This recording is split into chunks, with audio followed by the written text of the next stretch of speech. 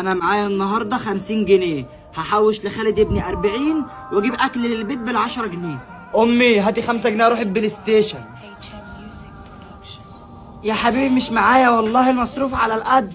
لا ماليش دعوه، انا كل اصحابي رايحين البلاي ستيشن واهلهم بيدوم فلوس، اشمعنى انا؟ طب اهدى يا حبيبي، حاضر حاضر، امسك. امي انا عايز 10 جنيه عشان خارجين انا واصحابي. يا حبيبي والله لو معايا انا مش هستخسر فيك، انت اللي بتستخسري فيا، دي بقت عيشه تقرف.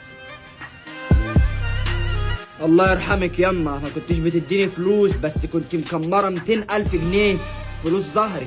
الله يرحمك بقى. انت خالد ده شيك ب 200,000 جنيه، والدتك كانت بتجمع المبلغ ده حاجه في حاجه وعامله الحساب في البنك باسمك انت، اتفضل.